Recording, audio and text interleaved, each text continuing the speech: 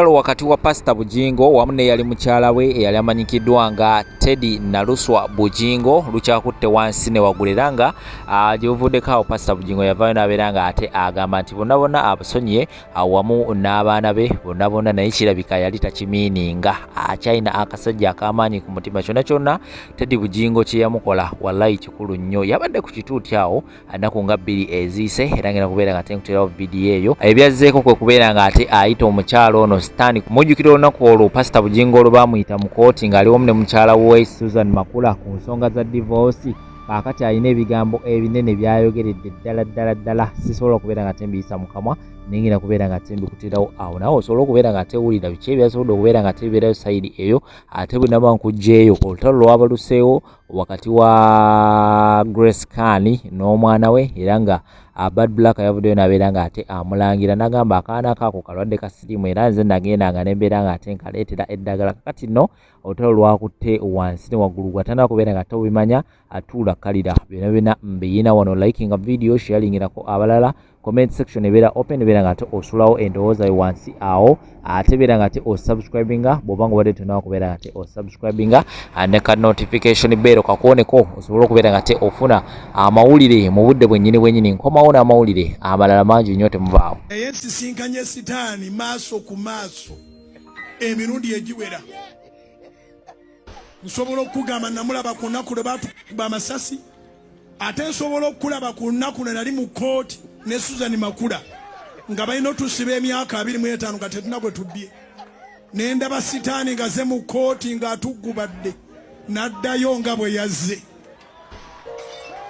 nga muvudde ku bya bbugi obufaanani bwe obulungi bitya Grace Kani eno kitokota sikisaanikire ne Bad Black yamugambye mbu Bad Black yamutwale wa Bujingo ayambibwe ng'atwala ggule mbu omwana wa Grace Kani mbu ayina akawuka ne bagenda ne bamunonera ki empeke z'obulwadde Grace Kani n'amuddiza n'amugamba Bad Black atolimba nsi empeke wali ozinonera baana bo kakati fa batono bambi bannange tetuukoggeko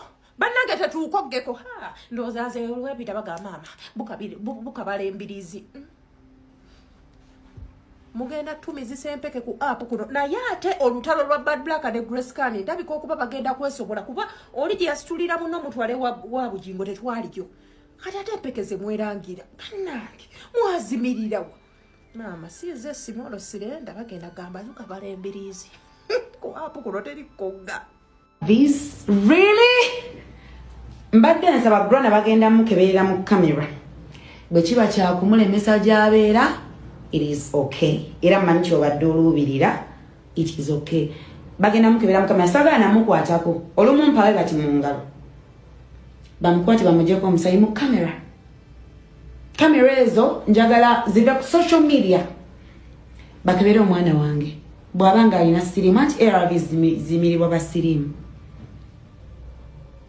weebale nnyo kuleeta mwana wange mu lutalo luno ne singa bakebera omwana oyo ekirungi nnyina ebijinji bingi ebindi emabega kati n'abanga talina siriimu tuwere nnembe hani tola nti oli sisita wange nkuwa ekitiibwa era mu kitiibwa kyekitalo kyenjagala kimu kulwanirira grana byonna mbikoze it is okay but waliwo bagambye nti tuweeraberanga gy'ovudde omuntu eyakuyambako baba Black yanyamba era nze kennyini nze nakeera ku makya ne muteeka ku channel ya Faruku yanzijako interview yansanga eri buloba gye nabeeranga ne ngamba baba Black yantola nga tanneeyogerako nga mukyala Makula tanneeyogerako kyenjagala kimu njagala omwana wange agibweko omusaayi mu lwatu ate saagala mukyala gwe ogambye mu mwana wange omunonera ARVs saagala kwogera bingi weebale nnyo okukwata mwana wange muteeka mu luno olutalo kati tutunke let's go even if nze mama wange ne daddy so abateeka mu kino kintu kyo ogambye omwana wange simanya ono manyira ani ananonera nga omwana wo ARVs oh honey omwana wange gw'omutaddeko ekinene really was that really necessary ate nze ku mwana wange honey nfoka beast bwe nabadde njogera sinnayogera ku mwana wo I did not talk about your babies ate ne kyas akagato kakutuse butuusi bwe kakutuse paba ko gwe bagamba nze lwaki katuse mungu mulitu swiri nkuwa ekitiibwa wankwata n'ontwala ewamakula nali masikiini wasanga omwana wange yajja era nagamba abantu bad black alina omutima omulungi yasitula omwana wange n'amutwala ewamakula hani nsaba tugende mu mawulire irizoke bwe bajjako grana omusaayi nga alina siriimu then fine singa grana aba talina siriimu my love yes njagala omwana wange mutwale wali mu kamera mujjeko omusaayi omujjeko ekyo ekikolimo kyo ky'omutadde tu kikuddire dia kale ontaddeko obulumi naye engeri gye kitali kituufu bamukebere mu lwatu Siganda mlihabu kulaba lwati mbumago ina omumwa muwanvu sasa omanyi sasa social media tatuganda stupid. You are stupid. I haven't abused my brother Jovan. He's been here. Listen. No one. I don't want anyone. Have I called anyone to babysit me? Stupid. Have I told anyone to babysit me? You are so stupid. You are so dumb. Because listen to me. You are stupid. You so arrogant. You don't even want to listen. Grace ochanywa nayireze 13 wesula mbu depression kati gwesina na bigambo nkwasa naku oine naku gweke nyino oine naku wa musajja yakusuula olyawo mu nyumba mubona bana olyawo mbwaje ati olye jono novimba n'obusente naku erumagwe tosobola kabira gayi mu camera nti banange njagala omangaze yamukabidde oli musiru olyawo mboyagala busente mulyawo mwalookinga kyova owereza kabantu obusente mwalookinga nze tulinawe tubaba hajati batano walookinga oli hajati abona ng'okaabira munda ze sijja kaabira bweru kumanyoko stupid. You are stupid. Naye sigenda kujja ku social media nga nseekinga attention. Grace nga bbawo bwe yakweganye n'agamba essimu yo gimanyi va ku social media agenda onoonya omusajja wo mu inbox. Omanyoko n'essimu ye ngimanyi kati sigimanyi. Ati mwe muli bataano kati atenze nyinza okuba nze sigenda n'okwogerako oyo omwana. Oli wangambye nti oyo byayogera ogeme genda obuulire bawala be sweet. Gwe nnyabo togenda kumbuulirira naye nsobola okuwuliza advice ya Jovan ne ya Caritas ne ya Sasha kuba bammanyi oze wano oli mukuwoza mbubambeeko bagweri kyogamba nze sibabeerako. How often do you be there for Sasha? It is me. Ayina ensonga lwaki naye anneesibako. My love. Tulako wansi. Sit down oba oli hajjati oba oli kyebitibwa nja bikwambula. Assalamu alaikum Caritas.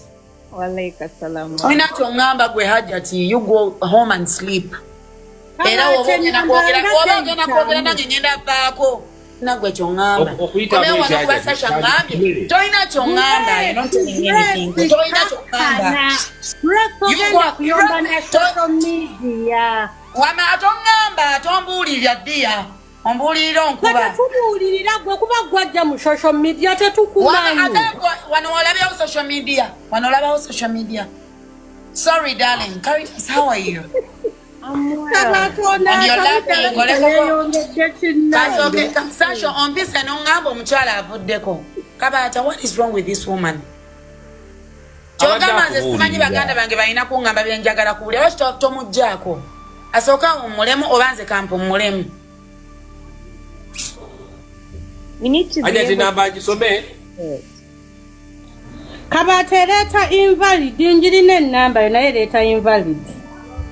Wa 0702 00 93 96 ina kuba onavako oba navako so wachoka bwe bambezawo ndi awa Sasha oba wa Jovan oba ki bamanyi n'engeri gye mbeerawo oveko hajati genda osome edduwa sojja osobola onovaawo ne muwala wange musiraamu ye Aisha naye wambigule bikulemi abategamba invalid. Ajati namba kitotadde. Waliwo Sasha yagambye mbu omuntu bwe baba bamulogera mwenge naye waliwo nga tebamulogera mwenge nga sengawe yamuloga akyali mu lubuto kati ye muwala ono. Lwaki oyagala okwefuula amanyi okusinga be nabeera nabo be nasulanga nabo mutoyanga gwe mulogo. You are witch. I'm out of here. Sasha, Damo mpitenga mazoku. Boya mazoku na rest in peace Hajat. Umula mirembe kama kuwechi umulo. Unebaka Hajat nino wanta. Hajat tanda simbula kana simbula. Dada kakati ono gundi Grace already yewanikaga bwali mu depression. Ayagala tujimwongere bwongezi. Kabata. Izo ono gundi oyo ani oyo Grace zannalere beyeteeka mu depression obutali real. Nze nsobola muteeka mu depression eri real. Nkumanyi Hajati totandika. Muteeka mu ebyo byeyegira. Mwaja Teddy Musa. Ebyo byatumanyira ensonga bwebezze mu social media. Babimanyi tulina okukyogerako. Ekitali mu social media Kabata tali agenda kyogerako. Bwemba sirese bizibu byange wanani anakwogerako. Ananga Hajati agenda kuyomba mpulira n'ebbugumu wansi mu mbugo. Hajati tuyomba.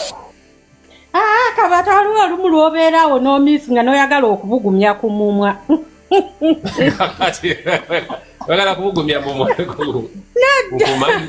Bw'aba ng'ono omulalu avuddeyo n'ajja ayagala okugira nga mubugumizaako omumwa. Naye namba ki gy'oteekamu eyo? Enamba yange tebeera yino kanjikuweereze ku enamba yange yagala kubeera validi kiki kino? Ani andoga simanyisi. Ani ayagala okundoga oyo? Simina yagala kundogera munnayiro. Oli receiving a sente. Is that what's going on? Nazo kubanga nasanzewo Sasha nensangawo Kabata like Kabata yabeerawo wuliriza nensangawo Giovanni ne bampita nenjogera kati bwe baasemu ne bampita tompakkanira so bandeke gomanyi mbabeerawo diggo bamanyi no bamanya odanga muzo okumpogganira gwe oli mukumpoga don't shout at me omanya haso James muno omwana wange mu mwefula bagezi mubera ku internet musima mwagala vuma buli ekiyitawo togenda kunvuma gwe togenda kunvuma tosobola kunvuma toyina byogenda kunvuma go to hell and rest stupid nyabo sikumanyi nange tomanyi nanze wotopakania musima muleke bandeke bambeerera wodi manyi wembeetaagira nange pamanyi webenneetaagira tompa oli muyimbi bwogenda gendo bayimbireko ku show yabenga bakutimbye oli muyimbi nyabo obusente buvugasa gwe toddamu n'okujja oli muyimbi gwe nze toddangamu okunnenganga buli omu amanyi Caritas was my best friend myaka nga 13 emabega Caritas nimbye nga tuli ffenna wano e Uganda nga twebaka mu kitanda kimu gwe nnyabo ozze wano obuukira tombuukira gwe nnyabo tombuukira I need you to read. Tombukira go to hell and rest. Tompogganira nyabo. Tompogganira. Toddamoka. Muleke bandeke enfe bamanyi nange we nabayisa. Buli omu tewali ayamba muntu nga tamanyi we yali amukutteko. Nange we are sisters. Ogenda to breaking. You're not gonna break us. You're not oba nkudira mu luzungu anti mwefulanya. Nyabondi Hajati. Now oyina investments nafe tuzina stupidity. You're actually stupid. Yes, because you have investments and you stop. Don't be someone who you don't know my level of education. You don't know anything about me, and you're just talking. Stop. Todamunzo kumbisa mama. Mumuleke simanya gweri, simanya afe. Omanyi lwaki tebandeka because they have love and you don't have love. Mwakula bubi, mwakula mubona, mwakulira mu ntale zekasese zatanga abantu. Mwakulira mu kasese gwe kine kikazi kino. This one I'm talking to you. Wentalinza abugumye omumwa. Gwe kikazi gwenja kuwalabula paka lono owulira obutolina kyongamba. Kugambe gwe muzina gwe. Sasha Brighton is my sister. Jovan Luzinda is my brother. Twavanga twakuzibwa omuntu omujjofre lutaya. Caritas Carrier is my brother. Oyewano ogana wale shouting that. Omwana mu mutwale mu rehab. If not that agenda back ku makoma. Nyoko rehab. Nyoko rehab manyoko yeka bakono bakimujja. Rehab Grace kirizo ogenda mu rehab. Okufuma abantu tewali kigenda kuyamba. Just for a minute. Manyoko. Just for a minute.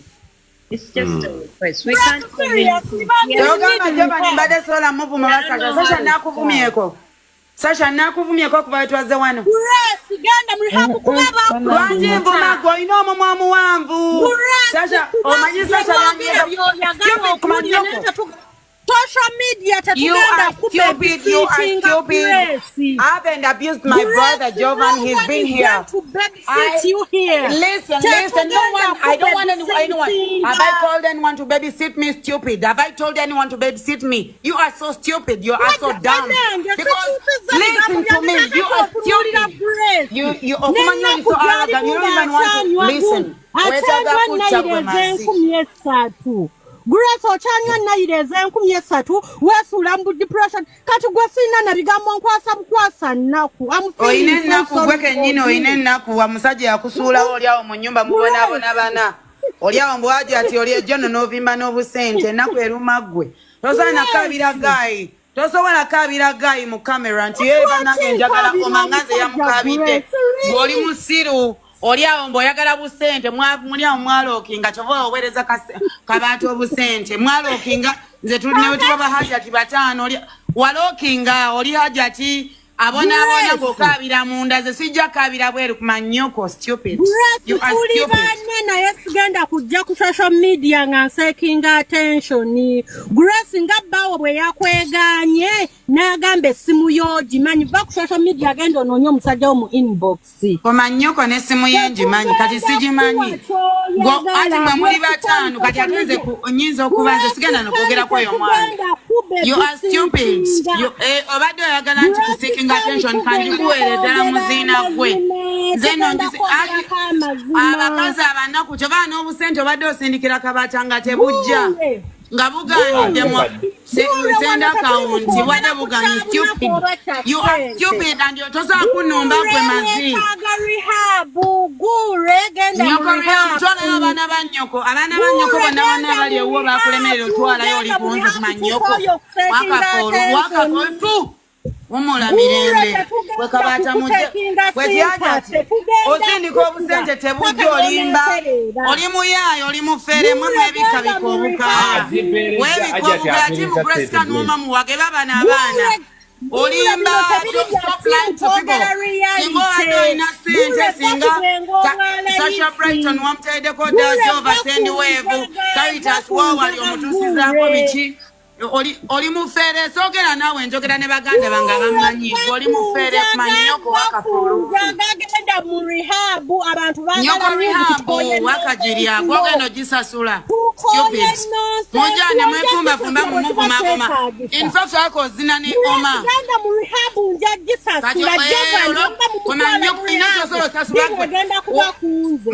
kumanyoko bujingo watasasula biru yange ya rehab nema kula tasala gisasula olaba mitwala 5 gikulemo sindikira kabata oyagala kuweregana kumanyoko Sasha Brighton ni Jova ne Caritas wasasula rehab yange ngazigwe kumanyoko wakafolume tu fafu kumanyoko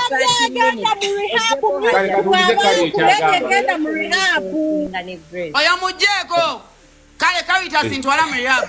In fact desande zasoko sonda ogenda mu rehab rape ze yasonda manyoko tewaliko muzinda go tewabimanya Caritas yasonda watembo kwogera bwe falumbe wumula manyoko agenda mu rehab Kati sibaduka oyimba n'ofuna sente manyoko gwamba zembeza we ewe mbera yala nkubira Jova ne bane nkubira Caritas bali kwa Sasha sikubira gwe wakafolumbe tu ofewe manyoko ndi mwana wechana mukaka ndi we Masaka ate nkwata mpola yakuloga gwe mazi olemedde okweroga ng'ologanze yamazi genda umule mirembe go and rest in peace yolo stomuja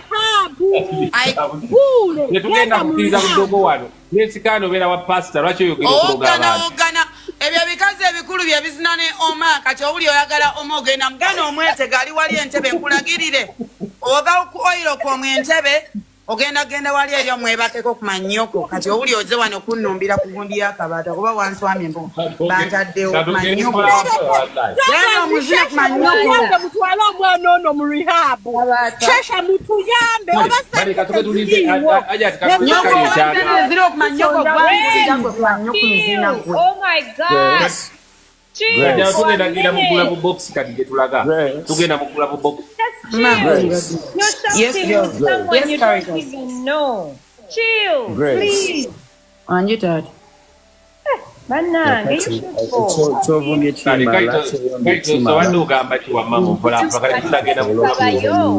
we can pay for the 30 minutes. So we'll communicate. Nga wana babiri tebayomba haja tojja muzi ogenda mukomyawo neka tumalo communicate.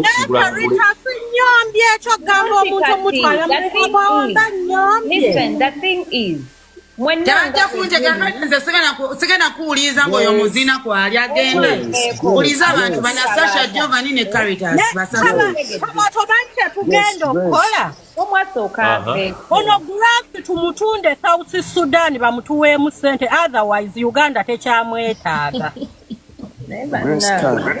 Sasha toseka bosekebe binyiza Sasha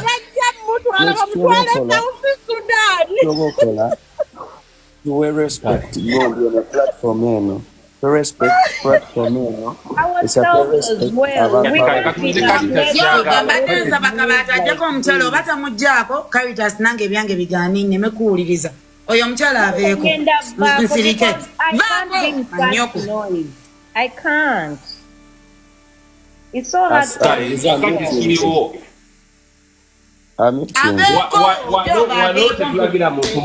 Tugula buguzi ka box ke naavaawo anti tubadde tugamba bambi asooka awumulemu katono kati aka box kaja ati musobola okukagula tetumugjawo mu mateeka bwe gakola Hajat wakabaata $3 nveeko $3 olwaggwe nanti byakugula akabox kosi ka $3 Hajat mmeka mukwano Caritas ate tonzikakkanya nnyo singa kabaata yayogedde gwabadde akusaba 5 buboksi bwa wano ssabo bubwira bwa play anti labayo nze Hajat kati nga mwembeera kweno platform just like what you're doing nze sina nnyo kyamaanyi kyembeerako to shout or do drama, you know. I come with something to communicate. What I have to say is way more than the money I have to. Now, I'm not that dumb to just do things like this for fun. Akati Caritas chewerabidde mbweno tuli ku social media oyinefu ya Grace akuliriza Caritas kiri it's such a taker era Grace Mugande just like she said.